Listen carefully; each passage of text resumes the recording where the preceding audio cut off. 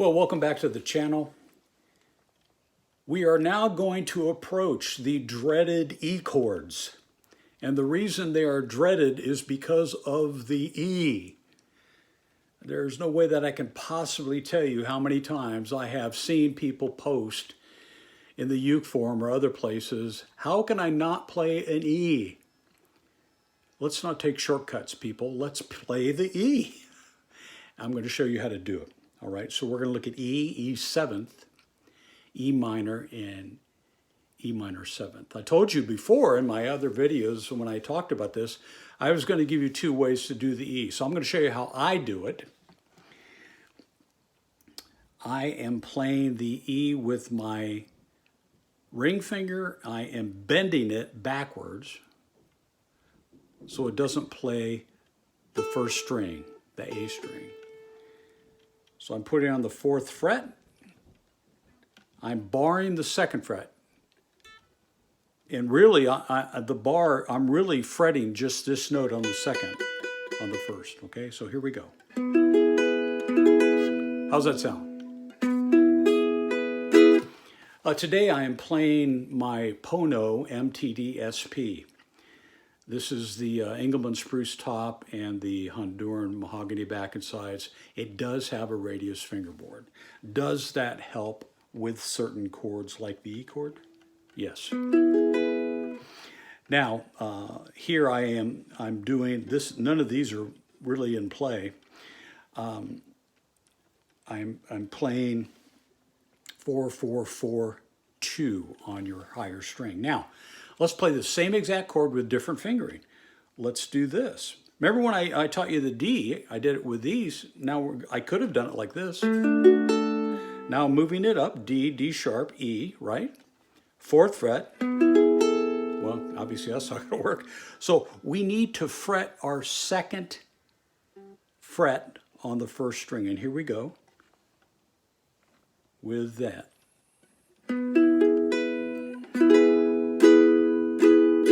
Now, if you were going from a D to an E, this would make sense. Up to the E, fret that 2nd. See? It's not hard. Does it take practice? You better believe it. And of course, this way. Now, honestly, you're rarely going to play an E, but practice it anyway, both positions. So our next will be the E 7th. Here's our E 7th. 1, 2, open, 2. Now, I want you to notice something. I'm probably fretting that differently than you are. You're probably doing it like this, using this, as I did for quite a while. I want you to practice doing it this way, okay? I've got my middle finger here, ring finger here, and my pinky here. Not using this guy. Now, why am I playing it like that?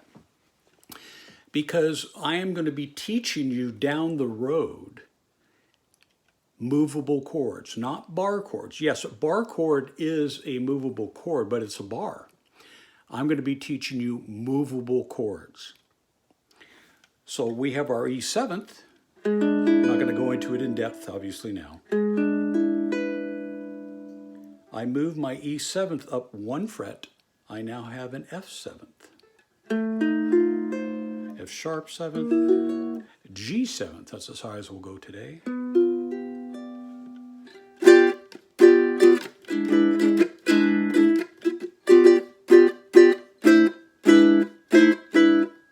Notice without the F, that doesn't sound good. Now there we go. F 7th, E 7th, E 7th, F sharp, G.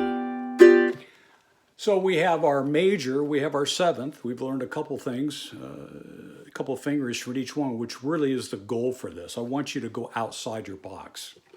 Now we're going to do the E minor. This is 0, 4, 3, 2. See it? It's like a little ladder. Each fret, it goes up 1 fret. So we start here on the 2nd, we go to the 3rd, we go to the 4th. This is open. See that?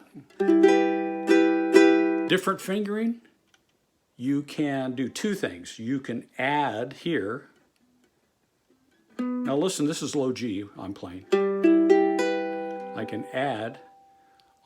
Now I'm at 4, 4, 3, 2. Hear the difference?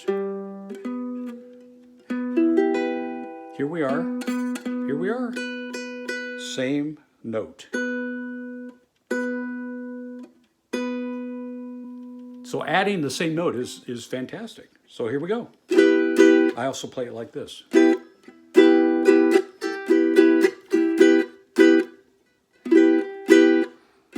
If you lift up your ring finger, that's your E minor.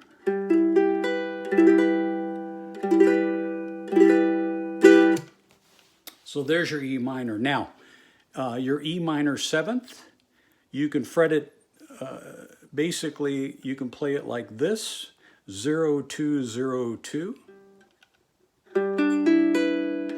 If you're playing your E 7th, you just lift up your middle finger off the G string. I would encourage you to do this because I want you to work on your finger strength and independence. Get your fingers working independently so you can go. Hear the difference? Wow. Especially with low G. Just do this. And you can, I want you to keep your fingers very close, right? But when you're doing this, lift your fingers up. You're actually exercising them that way, strengthening your tendons and your hand. But as a rule, I'm playing 1/4 of an inch, E minor 7th. Some of you are doing it like this, which is fine. But if you're going, remember, you look ahead in your song. Is there somewhere where this fingering would be better? Let's say you were, or even this fingering. Actually, come to think about it, with your D minor, your E minor 7th, you're going to be, here's your D, here's your G, E minor 7th.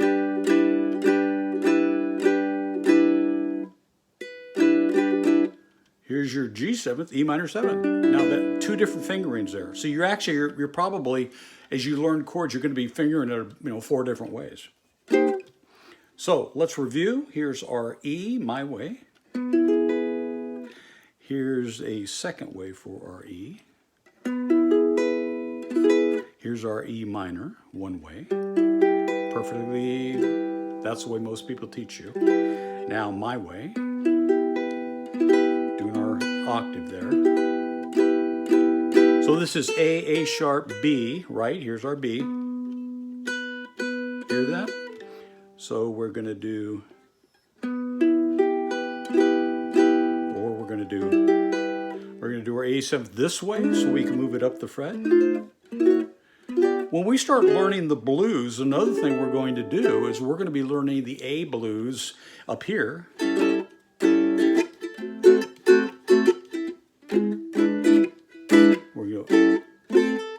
Notice, watch this. A, notice D7, that's our 4 chord, and now I'm going to do E7. But we're also going to learn it up here.